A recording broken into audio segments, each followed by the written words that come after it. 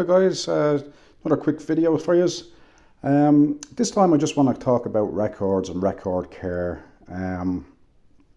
how to clean your records basically and look after them. Now, you can see I have a couple of records thrown in here on my shelves. It's stuff basically that I listen to quite regularly. Now guys, this isn't how you should store your records. It's not recommended. Now, it's not going to cause any really issues, but they say over time, if you store them on their flat like that, the record will have a tendency to warp. I haven't really seen it, to be honest, but I do store my records in an upright position. Basically, you just want them, if you can, stored like this. Now, what I store mine in is actually an IKEA bookshelf. It's really a cheap bookshelf, a Billy bookcase they call it.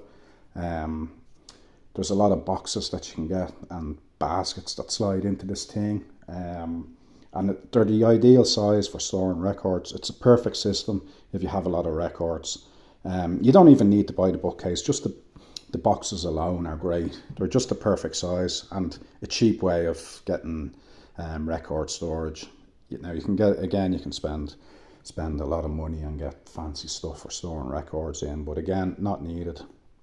Now, just talking on the cleaning of records, there is gadgets, gizmos out there for cleaning records, brushes, fancy brushes, you name it.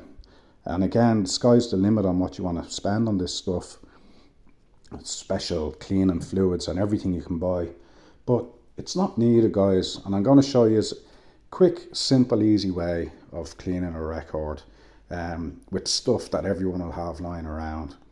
So again, as I said, a quick way of giving your record a quick clean is with a brush. Now they do kind of velvet brushes and stuff like that. I personally think the velvet brushes are very good because they have like anti-static capabilities in it that just kind of picks the dust up off the record. The velvet kind of creates static and it lifts the dirt, and like records have a tendency to pick up a lot of dust and dirt due to the amount of static that, because it's plastic, it just has a static effect. Now again, if you have pets in the house, I have a Shetland sheepdog myself, and he's quite hairy. Come the summertime, you will notice hairs floating about the house, and the records do tend to pick them up, and these can end up on your needle as well. So you do need to keep your records clean, but they're not as delicate as what people think. Like I've had records for 40 years, and sometimes they've been stored in very poor conditions, and they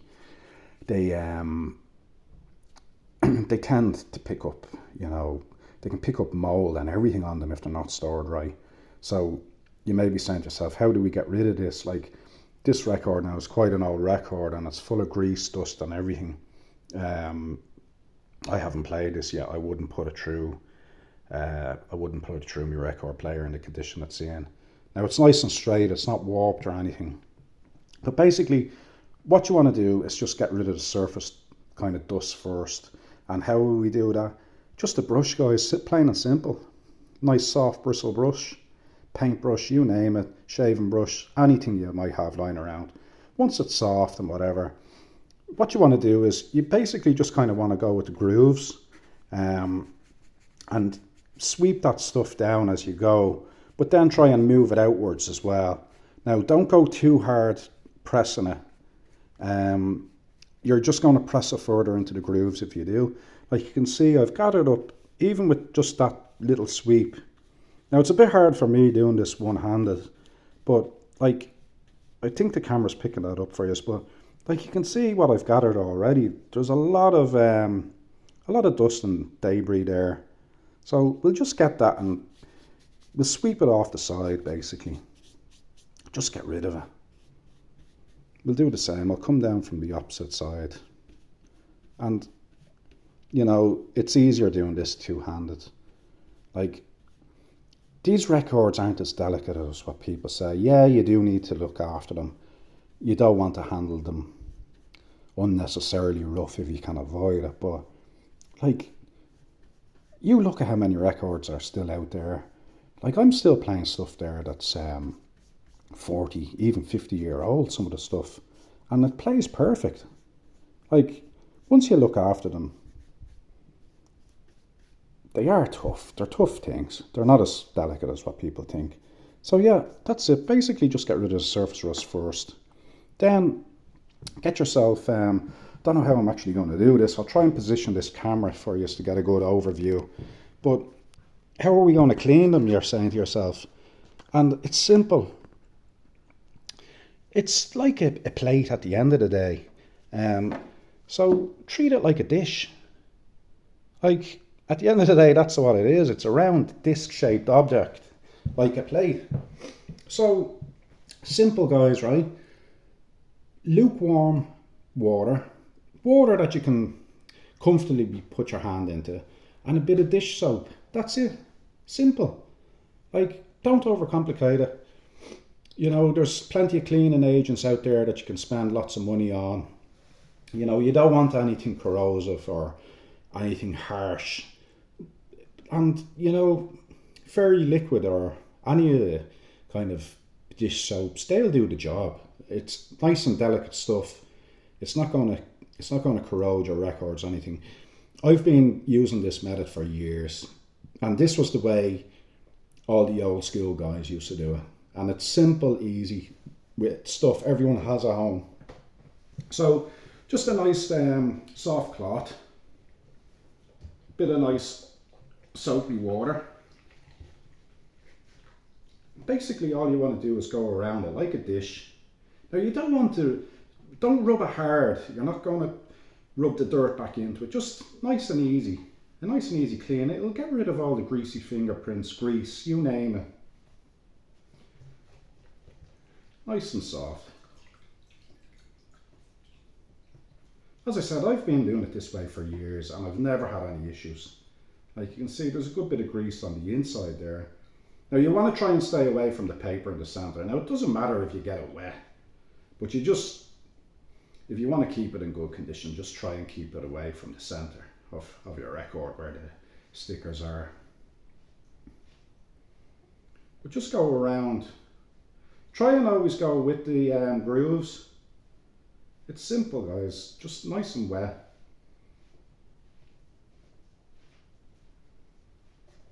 There's a bit of stubborn dirt there, so I'll give that a nice little bit of a rub.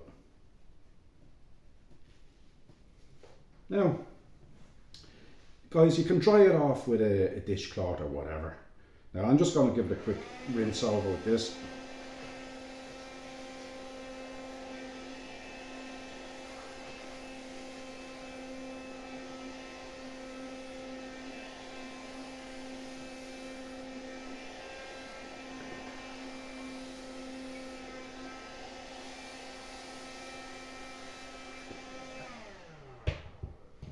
And then I'll give it a little pat down with the with another dishcloth just to dry it off completely.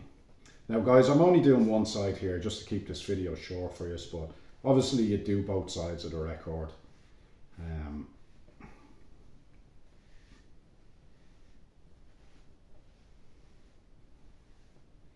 Now you don't have to go wild with this, just get most of the surface water off. It will be still a little bit damp.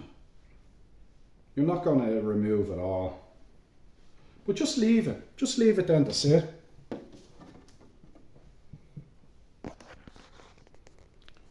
Just leave it to sit down and dry off in the air. Like, guys, you can see already, like, that's a huge improvement to what we had. Like, that was covered in mold spots, dirt, you name it. Like, that's all you need to do. Simple. So again, don't overcomplicate things. A nice, simple, easy, cheap way of cleaning a record. No need to go out and spend hundreds on fancy machines. And like, I was looking at one there the other day.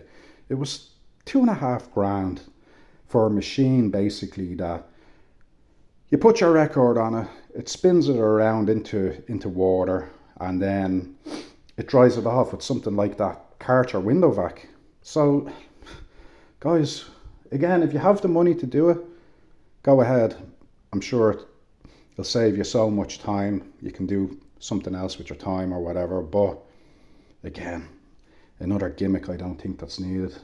Like, people have been doing it this way for years. That's the way I was always told how to do it, and I know a lot of my mates do it that way, DJs, everything. So guys, again, no fancy tools needed, no need to spend any money, especially when you're starting out. Keep your money for your records.